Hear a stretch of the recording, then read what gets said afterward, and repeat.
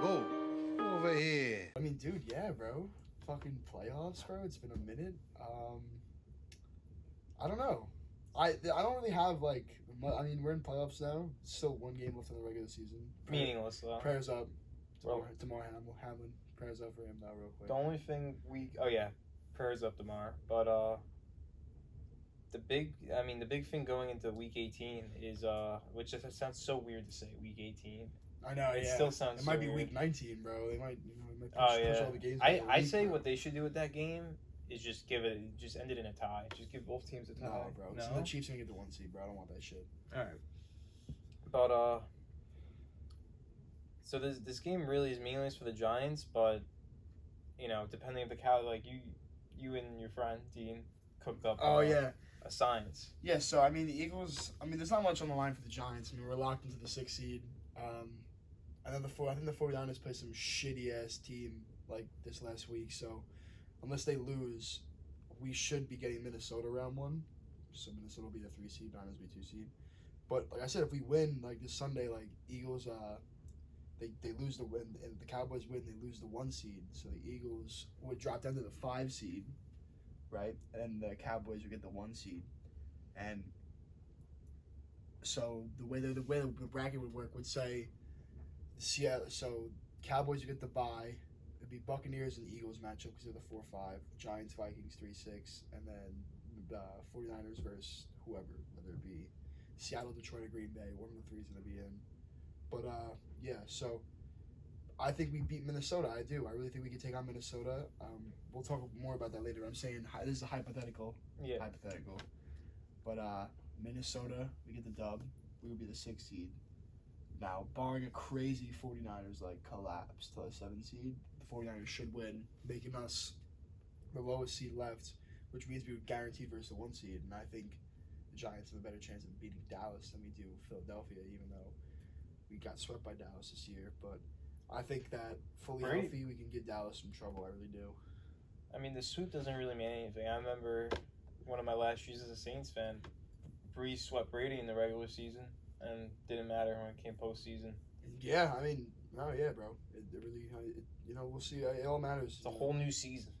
Honestly, yeah, and I mean, we weren't really like particularly like very healthy in the Dallas game. Like we were like fucking like so depleted, bro. Like the second one on Thanksgiving. The first one, we're just a better team. Like everybody's growing into the system. Like Kayvon's a completely different player than he was week 3, even though he had a good game week 3. But I just think we can. I think there's a way better chance we beat Dallas than Philadelphia. So I'd rather have Dallas be the 1 seed. So I mean, say we beat Dallas, we'll be in the fucking NFC Championship game. But I don't see any of that happening. I see us beating Minnesota though. I have a feeling we're gonna beat Minnesota, and then who knows what happens after that. But I would say probably what's most likely to happen would probably be a first round exit. But hey, playoffs is playoffs, It is. So let's dive into this week. I mean, completely mollywopped the Colts. Yeah, first game we scored 30 in 44 games. So it's been a while since we scored above 30. But I mean, yeah. I mean, the Colts aren't a good team by any means. They're just trying to play out the season at this point. They're not a good team by any means. But there was a lot of pressure on the Giants. If you win, you clinch. And the Colts have a pretty good defense still, even though they were missing Kenny Moore and I think Ngakwe. They were missing him too. They're probably the 2 best players in their defense. So, along with other guys as well. But I mean, it was a big win. There's not much to really like talk about other than like Daniel Jones, I guess. All right, that's my first takeaway for this week. Is I think this week Daniel Jones has proved that his future's in New York and that he's the franchise quarterback. I wouldn't say any of that. I wouldn't say anything about franchise quarterback yet. I would love to see how he does in the playoffs. Can I just talk about some stats I found? Yeah, bro. So he hasn't been perfect this season, obviously, but he has shown growth, which is the most important thing. His passer rating in 2021 was an 84.8, and it jumped up to a 90.7 this year in 2022. And then his win-loss record obviously has increased from 4-7 in 2021 to 9-6-1. Yeah, I think he's 9th in the league in QB rating this year, which is crazy. Yeah, which is really good. I mean, you can't look at those numbers and because they're not throwing the ball like a crazy amount every game though. Like they're not throwing the ball at like the rate that like the Vikings or the Absolutely Bills would be throwing not. the ball. He had 24 passing attempts this year, so it wasn't like anything this crazy year for this week. for this week. Yeah, I mean, usually his 24 is not bad. I mean, usually his passing is usually in the 20s. he's having a good year. He's done enough the regular season to guarantee himself starting quarterback next year, 100%. I wouldn't say anything about franchise quarterback yet because I think franchise quarterbacks are determined in the playoffs, and Well, I mean, okay. Well, for example, like Justin Herbert, we all know he's a franchise quarterback. He finally got to the playoffs this year, but I mean, like there's obviously instances, but I mean, like for somebody like Daniel Jones, like I don't know if he can win us a playoff game, I would probably say he's a franchise quarterback then. But I mean, if he can't, like I said, he's done enough to the point where I trust him starting a quarterback next year, which is gonna just make the team better because we're not gonna have to allocate a first round draft pick towards a quarterback. You gotta think about that too. Like draft is like one of like the biggest ways to like enhance your team. Like we're seeing that this year with the Giants. Like I mean, could you imagine last year if we had Kayvon, Bellinger, Belton, fucking? It would probably be the same Neal, shitty record. Neal, you think it'd be? I mean, yes, yeah, but I think we get squeak out. I'm just saying like coaching is a huge part of it, but like also like the rookies we drafted. Like I think coaching is a huge part of it. It's I just a huge see part of it, but I've I'm just just been saying, seeing like, so many parallels between him and Josh Allen. Because we're bro, dude. I don't see any parallels besides running. But besides the physicality and the way they run, I would think that would be the only thing I would say. I feel But, like I mean, just what no, would it's really different, bro. parallel It's different. them is They're two different quarterbacks, bro. Dude, when Josh Allen came into the league, he had no receivers really. He had like John but Brown, and I can't even name But the the way other they two. play quarterback is completely different. Like Josh Allen has a fucking like absolute like piss missile for an arm. Like I'm not trying Daniel to compare their Daniel talents. Jones I'm doesn't just have that. I just want to compare like their situation. And Josh Allen improved, but Yeah. when he got Stephon Diggs, that's when it Yeah. really blew up. And I think that's what the Giants got to do. They got to go out and get like a T. Higgins or an alpha receiver who's going to be in a free. Oh yeah, of course, it's gonna help Daniel Jones way more. Obviously, what's impressive. What's more impressive that he's doing this week. We're doing this year with Darius Slayton, Isaiah Hodgins, and Richie James. I do want to get into receivers, the receiver tandem too. That's one of my. Just one second. What takeaways. I was saying before. No, shut the fuck up. I was saying the reason why we have success this year obviously is probably about 80% coaching. I'll give 10% of it to Daniel Jones' growth, and I'm gonna give the rest of 10%. I'll give 5% to Daniel Jones' growth, 5% to Saquon being fully healthy again, and I'll give the rest of the 10% to the rookies, bro. That's Rookies huge. made a huge impact this year, bro. Bellinger, Neal, fucking Kayvon, bro. Although they all struggle with injuries, like Wandale, he's injured, but he was still like good. Like we need receivers, like he said, good. He's good for a slot receiver as a rookie. He played pretty decent, and I don't know. I'm just saying like. So the fact that we don't have to worry about taking a quarterback in the first round, maybe some quarterbacks might. Anthony Richardson might slip to the second. So even the second round too, like we can go corner first round pick. Say he's crazy good. So that's what I'm saying. Like we don't have to worry about like wasting a pick on a quarterback and then him might not even being to play because he'll still be in comp with Daniel Jones. I could see them taking a quarterback. I could see them extending Daniel Jones for maybe 4 or 5 years, or maybe 3 years, 4 years, and then not this year, but next year taking a quarterback. Just to have the rookie. Maybe he could sit him for a year or whatever it is. Which is the smartest thing I think you could do with but a quarterback. I think I'm just glad that he's played himself to start next year 100%. So I'm just glad we can allocate resources and stuff to the overall rest of the team. Like CB1 is such a huge need. Interior linebacker is such a huge need. Interior offensive line is such a huge need. Wide receivers are such a huge need. It's like those are like 4 massive positions. And we're still doing all this like good ass shit like 9-6-1 with like glaring holes in the team. Like fucking left guard, we've cycled on in and out. It's not left guard's not bad because Nick Gates has played pretty well at left guard, and Ben Madison hasn't been bad either. But Feliciano's been shit at center, and Glowinski's horrible and pass pro and old. Like this, the Glowinski signing was like but I mean like it was cheap. It wasn't bad. He's good in run block. Like the line's good in run blocking. Like no one's questioning that, bro. But I'm saying like interior offensive line needs to be addressed. Wide receiver 1, I can see them taking a wide receiver in this draft. I don't see us getting a true wide receiver 1 like in this draft. No, bro. I don't even see us taking wide receiver in the first round, bro. I really do think CB is the position, bro. Just because where we're going to be drafting and the way the board might fall, I think CB might be the position because there's going to be a lot of them that are going to go this year. Just to name a few, Jalen Jones, fucking Keely Ringo. There's a couple. I haven't really done much research in the draft, but I'm saying like We'll I get don't know. there. I'm just glad that we don't have to worry about wasting a pick on a quarterback. That's what I'm trying to say. So we can get cornerback, maybe get an interior backer, hopefully somebody fucking good.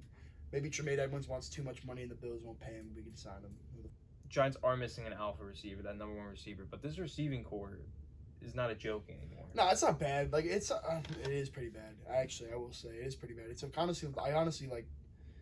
Isaiah Hodge, like they're all just having crazy, like I don't know, they're just getting crazy like high like production and like catch rate percentage out of all of them.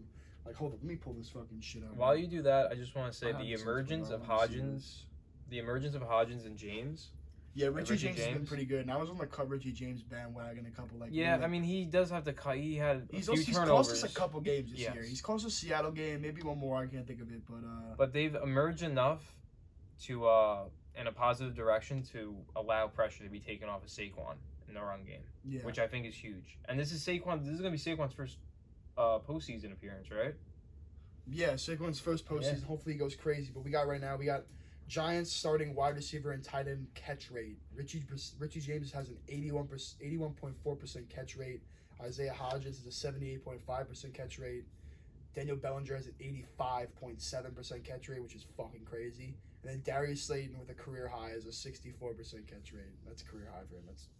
That's like not bad.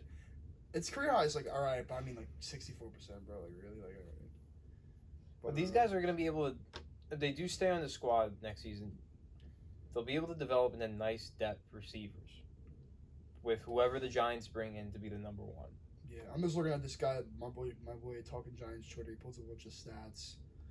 And it kind of like if the Giants get hot in the playoffs, like I don't know, when the Panthers got hot in Newton's MVP season, they had a bunch of no-name receivers. Oh, yeah, this is what I want to talk about. So the reason why I feel because you remember the Bears game, how it was all those like play action rollouts, and I said on the podcast, I was like, I feel like Kafka can't trust the offensive line and straight drop back passing. Yo, they're doing a fuck ton of that more now. And for the last 3 games, Daniel Jones is completing 73% of his throws with 277 total yards per game. But the big number is 3 sacks with 2 games of 0 sacks.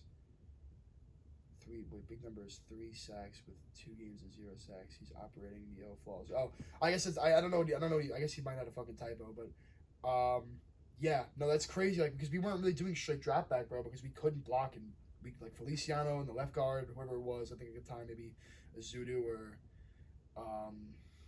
I don't know who else it was, but I know Glowinski on the other side, on the right side, they can't block like straight drop back, and they've been doing like it's been better, but like the reason why like okay, I mean, you look at like the first if you look at the stats, Daniel Jones throwing for like 150 to like 200 yards a game in the early start of the season. He's going, like I said, 277 yards a game now. A lot of that was to do to Minnesota's having a shit pass defense because he threw for like 336, I think that game or some shit. But no, they're doing way more drop back sets now, like straight up like true pass sets, and I don't know. That's gonna help Evan Neal too because he didn't get a lot of those a game like at the first 6, 7, 8, 9, 10 games of the year, and he was also injured too. So him getting these like straight true pass set reps, that's gonna be good for him. But I don't know. I think the wide receiver 1 issue is not gonna be fixed this offseason. I don't think it's gonna happen. We're going to get a receiver, and Wando will come back. Maybe we sign Shep back to a 1-year minimum deal. And maybe Odell. Maybe Odell, true. He's still on the table. I mean, we made playoffs now. And the Cowboys aren't really going after him. I don't understand why Odell wouldn't, be signed this season for the postseason? I mean, think about it. Like, Odell could probably Odell definitely watches the Giants games. I mean, that's facts. He's best friends with Saquon and Shep, So, I mean, he definitely saw us put up a fight against Minnesota. There's no way anybody in the sports world isn't like I would say a lot of the sports world has Minnesota getting upset in the first round, especially if so they saw the Giants played them, and the Giants are playing with literally nothing to lose. It's not. That's the scary thing though, is that Minnesota has shit to lose, where they're fucking 12-4. The Giants 9-6-1. Some people didn't even have them winning 6 games this year. I had them winning 7, not even making the playoffs.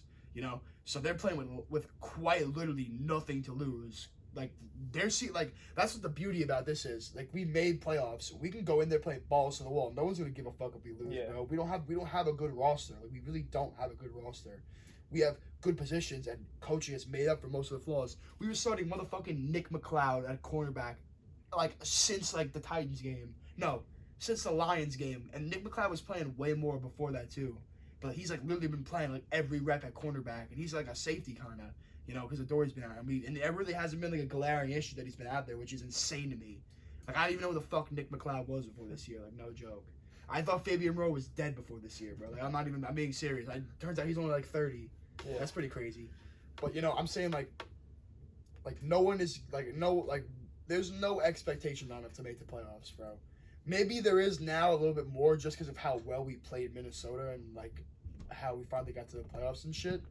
But, like, I mean, there really is nothing to lose. Like, if we win or lose, like, this is a successful season. We made the playoffs. You know, we have the 4th highest salary cap next year, I think, and we have 9 draft picks in 2023, including 2 third-round picks. No, those are crazy good assets. No, I know, yeah. Especially for a team that literally shouldn't even have made the playoffs this year, to be honest with you. Like, so, I'm you know, so I feel like we actually can beat Minnesota in that regard because I feel like, once again, we could just play free. You know, we lose. Hey, great season, you know. But, yeah, so we're going to see what's going to happen, honestly. But, My last takeaway is Brian Dable is going to win Coach of the Year. He should win Coach of the Year. Yeah. And this is the biggest reason why I would say. I get it. I have this interesting stat I found. They're kind of plateauing, though. He, who, the Giants? No, I'm talking about the Eagles. I feel like Sirianni might get it just because they have the best record, but... So, speaking of plateauing, right? This is the biggest reason I think Brian Dable should win Coach of the Year is that he coached the Giants out of the mid-season slump. They were 2-5. They went 2-5-1 after the 6-1 start. Yeah, with he's won 2 games in the last 3 games to make the playoffs, to clinch the playoffs. And I think this is the hardest part of our schedule too. You know, because look at the Jets, completely on the other side of the fence now. I know. I think it's impressive because it was the hardest part of our schedule too. Like we versed we didn't beat any of these good teams, granted, but I mean we played Minnesota really well. Eagles are well too. We built up 3 losses. It's very easy to just go on a streak of losing games, as we see with the Jets. But and obviously Daniel Jones' improvement. I just think no one's gonna look at that. The fact that we started off 6-1. I mean, we could say that, but I mean, we all knew that the 6-1 start was a crazy hot start, and it wasn't gonna maintain, especially with how many injuries we had coming off that Detroit game. No, we played Detroit after Thanksgiving, right, or before? No, we played it before the Cowboys game because that's when everybody got injured. Yeah, so when and the Detroit game was kind of like the fucking of us, low key, for at least a couple of games. Now we made the playoffs, obviously not anymore, but I'm saying because we got so injured in that game and stuff. So I mean, you know, we kind of hit this midseason slump, but I will say a lot of it had to do with key players who aren't great players in the league, but key players to the team were injured, so we really didn't have shit for a long time. But yeah, I think no one's gonna look at that back in the season. I think they're gonna see Giants 4-13 last year, 10-6-1 or 9-7-1, clinch playoff spot, first year head coach. You look at the roster, not really an overall great roster. I think he's got it on lock, bro. Unless they want to give it to Sirianni, maybe they want to give it to, I don't know. Maybe if the Bengals are the ones, I could see Zach Taylor getting it, but yeah, I would say Dave was probably the overwhelming front runner for that shit, bro. I mean, I don't know. At a point in the season, I might have said Rob Saleh. No, but yeah, but he couldn't get out of that slump. Or is there one coach of the year? There's 2. No, there's 1. I'm pretty sure there's 1. There's 1 for both conferences, I think. Is that what it is? No, I think it's just 1 for the league. Yeah, that's what I meant. There's only 1, not 1 for both. Yeah. Okay. Yeah, so I would say probably. Yeah, I mean, I would say at a time, Rob Saleh.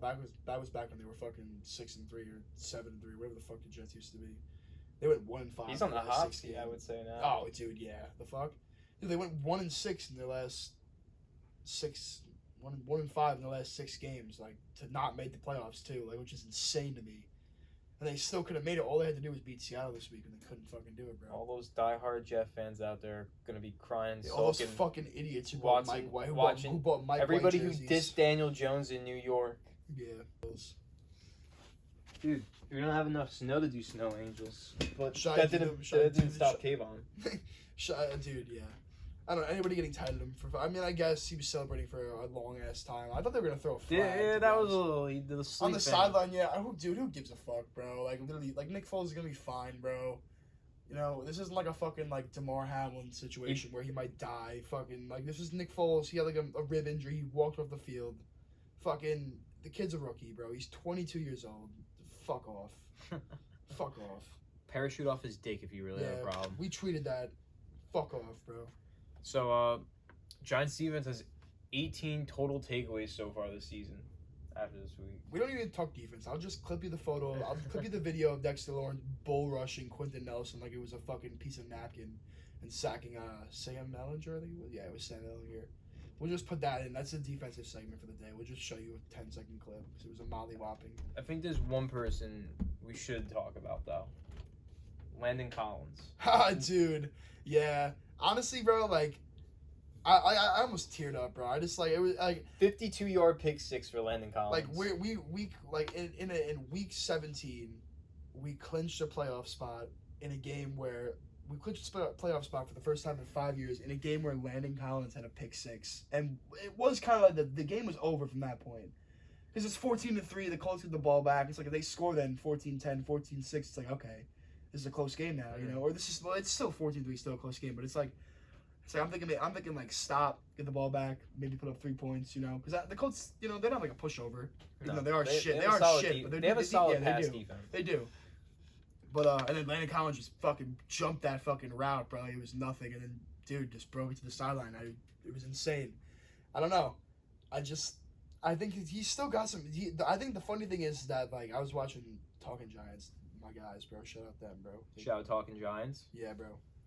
They said that, like, because we were talking about Landon Collins, like, because the Giants would have paid Landon Collins a lot of money. Just the problem with him, though, is that, I thought that was dust. I don't know. The problem with him, the reason why we didn't want to give him that money, because I think he signed, like, a 6-year, like, $86 million deal with Washington back, like, because he was on Giants, Washington, and was cut from Washington. After he left, that was the Odell trade, right? We got Peppers after Landon Collins dipped. I'm pretty sure. I think that was very close in time, I feel like. We didn't sign Landon Collins, and maybe it was a year later we got, we traded Odell. Yeah. But, yeah, I mean, I didn't want to pay Landon Collins that much either because he had problems in coverage. Like, you know, we always knew he was a great run defender. You know, and I think it's crazy that he's made a bunch of plays in the limited time he had playing this year. A bunch of plays were made in coverage. Like, I don't know. So, I think it's funny because that was a great play in coverage that he had a problem with. You know, because he always was a good-ass linebacker. He kind of was like was better in coverage than Jamal Adams, but, like, worse in coverage than, like, I don't know, than like your average, like, I don't know, safety defender, I guess. But I just think it's great that he's back and playing, you know. I don't think Jalen Smith is the greatest inside linebacker, so, you know, and I think that Landon Collins is probably a better run defender than Jalen Smith is, so and Tony Jefferson plays a lot too, which I don't know if I like that much. I don't know. It's weird because we don't run like a traditional defense. Like we have, like there's times where Jalen Smith comes off the field and our inside linebackers are Tony Jefferson and Landon Collins. Like, that's fucking. Landon isn't bad, but like that's small. You know, that's small. You don't got some fucking like 6'3" like just fucking like Fred Warner in the middle that would just destroy. You know, we don't have that. So not yet. Yes, yeah, not yet. Like it's coming. I mean, it's been so long since we've had a good interior linebacker. I mean, I guess you could say Antonio Pierce, but like he was towards the end of his career. Like, so I don't know. The edge, and the D line has always been fucking phenomenal. Like every time a Giants had a good team, it's been great. You know. So, but yeah. But while on the topic of defense, the Leonard Williams cutting, I feel like is inevitable this offseason. Yeah, he was held in check this week. He's not bad. I just feel like they know they're going to have to pay Dex. Leonard plays a relatively replaceable position, I will say. Especially with the fact that we have C's, Kayvon, and Dex to the point where I feel like I would be comfortable with that 3 down lineman instead of them. Like Dex on nose and then Kayvon in his using the line of scrimmage maybe. You know, I wouldn't be mad about that. But, yeah, interior defensive lineman, another huge position we could have in the draft, bro. We need depth of that. Like, we don't have, like, I'm not fucking comfortable putting Justin Ellis in there, bro. Fat fuck. But yeah, so for the D-line, 3 sacks today. Yeah. I know Dex had 1, Kayvon had 1. 2 sacks. Dex and Kayvon had 2 sacks. Yeah, Dex and Kayvon. And Darnay Holmes had a tackle for loss. Darnay Holds. Did I say Holmes? Darnay Holds. It's not Holmes? His name's Holmes, but it's Darnay Holds. Hold, I got Darnay Holds. Dude, it's every fucking game, bro. he's pretty decent in the run defense. That's why like he's like better than the slot corners we have. Cause like I don't know, you could put Cordell Flott in the slot. He hasn't had like a bad rookie year, but I mean, he was pretty good on the boundary. Like he's been playing a lot more. He's been playing over Nick McLeod actually like a lot more as of late. But I mean, he's not the greatest in run defense, and he's also only 21 too. He's young as fuck. He was so it was Stingley at LSU, and the other corner on the outside was Cordell Flott. And yeah, with Aaron Robinson out, I don't know. Aaron Robinson's a big question, dude. I haven't seen Aaron Robinson play like at all in his first 2 years being in the fucking league, bro. Hurt? Yeah, we traded. That was Aziz's draft. We traded back with Tony, and then used like some late round picks we got in the trade back from Tony from Chicago to move up in the second and third round to get Aziz, and then the third round to get Aaron Robinson. And I haven't seen Aaron Robinson play for more than like maybe like 3 games in 2 years, bro. So I would love to see like what he has like going, you know, because he's a big corner too. Like he could be somebody like. He's somebody next year that like you wouldn't be expected to like come out and play like really like good, and like he could like make a huge difference. Like just having like another corner like that could be pretty good. That could occasionally like lock you down and play good in zone. So I don't know. Like I would love to see him play more, but he's injured this year for the rest of the year, so we're gonna have to wait next year. But like I said, like CB's a big ass need. We're gonna talk about that again. Like we only have like Fabian Rowe is pretty good against CB2s when Adoree was playing. That's just because Adoree is a fucking. He doesn't get the picks. He doesn't have the interception numbers, but last year and this year he had like insane shutdown numbers. Like he's a true CB1, like lockdown, like Adoree, you know. And I don't know. I just don't see Darnay Holmes like ever being good in man coverage ever. So I feel like we might want to give like Cordell Flott maybe like split reps between them in the slot. But it's like I don't know, bro, because you gotta pick and choose your poison. Because it's like, do you want somebody who's slightly not like crazy like. Cordell's not like insanely better than Darnay in man coverage, but like I would say the distance between them and man coverage is tighter than the distance between them and run support, because Darnay's a way better run support like corner than Cordell is. So I don't know how that's gonna work. I feel like they're probably just gonna end up playing Darnay just because of how valuable he is in run support and how like not shit he is as he is in man as he is in zone, because he's not bad in zone. It's just man is just so bad, bro. Like, honestly, like, anytime he's in man, I'm expecting a penalty. And when it's not called, it's kind of like, it's like fucking some sweat, bro. So, I don't know. Adoree coming back next week. I would love Adoree to come back. Get some fucking actual game reps back this last week, you know, before, you know. But we're not resting anybody, bro. I would want to rest I feel like it's going to be limited. Stars will be limited.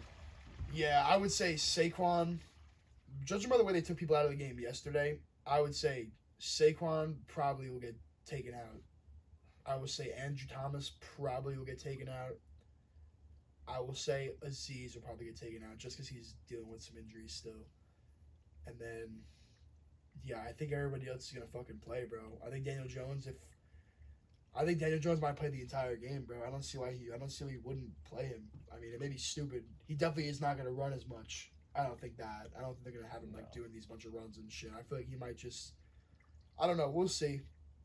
If they decided to take people out, I wouldn't be mad about that either. To be honest with you, I would not. I don't give up Minnesota. I don't blame Dable for wanting to at least play them a little bit, just so you know.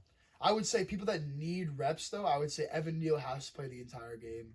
Adoree, if he's healthy, he's playing back the entire game. McKinney needs to play the entire game. I would say I wouldn't play Dex the entire game. I'd play Leo the entire game. I'm just naming key people, like key starters, on defense at least. Yeah, I don't know if I'm playing J Love the entire game. We've been getting away with. I don't McKinney back there. I'm not worried about who else we put back there with him. You know, so I think I wouldn't play J Love the entire game. But like Moreau, Fabian, I play everybody. Like I'm talking about key players that that need rest, that we can't afford to lose. Offense, I definitely would give Daniel Jones a half. That's it. But this is me. This is not what I think. And I would limit his running. Yeah, I wouldn't do any fucking runs. Concussion. I wouldn't do him, bro. Like, if he's trying to extend some plays and shit, like, he wants to scramble and roll out fine, but he has to fucking slide, like, every chance he gets. I don't want him fucking, like, trying to truck people for first downs and shit. There's no point, bro. I love saying it, but not next week. Yeah, not next week, bro, yeah. Like, this week, yeah, because we need to clinch, like, fucking go all out, bro, fuck it. But, like, next week, like this week coming up, nah, bro. Like, you know, I want to win and stuff because I think Dallas getting the 1 seed would be better for our chances of winning, but, like, not at the cost of us. Not even because we had to beat Minnesota to get there first. So there's no point, you know. I would say Saquon. I would take him out the entire game. I wouldn't play him. Maybe like a quarter. I wouldn't play that much. I'm fine with Breida and Brightwell back there. Yeah, you know? they're very good backups. Yeah, they're not. I mean, they're not very good. I mean, Breida's a very good backup. Brightwell's not bad. He's not bad. But like, you know, we've been running the ball like way less as of recently. So I mean, you know, but and I would play all the receivers. I wouldn't take any of them out. They all need fucking reps, bro. Maybe I take Bellinger out just because he is really good blocking wise, and yeah, I might. But he needs reps too, though. I feel like. Yeah. I feel like I'd play all the rookies except for Kayvon. I don't know. I think I'd limit Kayvon, bro. He's too important, bro. He doesn't. If you watch him, he does not come off the field like on defense, like at all, bro. It's insane to me. But yeah, you can get away with because we need. Oh, they might not play Aziz because he's dealing with injury. Yeah. But I'm fine if we play at least one of them. I'm fine because Jahab Ward's there, so he'll play. He'll be fine. He's good depth. He's somebody I want to re-sign. Maybe to a 1 or 2 year deal. He wouldn't be that expensive, but he's been really fucking good this year and run. We've brought his name up many times on like shows like for weeks and stuff like that. He hasn't played much as of recent because Aziz and Kayvon have been healthy, but like he's still got some fucking gas in him. They have him lined up on like interior D tackle sometimes, like on nickel and shit. They'll have Kayvon and Aziz on the edge and the decks, and he'll sub in for like Leo maybe and play the other like interior D tackle. But it's good to have that depth. I know. And then yeah, I don't know. That's basically it's it for pretty the much it for Giants. the Giants, bro. To be honest, Playoff with you. bound and headed to We'll see. We'll see. No. So headed to No, Philly we're next away. week. Yeah. Eagles Away are Philly. probably gonna come out hot because they're playing for the 1 seed. So Yeah, I don't know if Jalen Hurts will play this week though. Yeah. If Jalen Hurts doesn't play this week, I don't see them winning. yeah. I don't see them winning. No, yeah, there's no way. All right. Especially if we play most of our starters like he wants to. But All right. Yeah, like this video, share it with your fellow Giants fans. don't like it. Don't Leave share it. Leave a comment telling Bobby to shut the fuck up. Don't that leave he's a comment. too loud. Don't engage with the channel at all in any way, of shape, or form. Please engage with the channel so we can move Make sure to out of my actually mom's dislike it. basement. Make sure to actually dislike this video so we get canceled.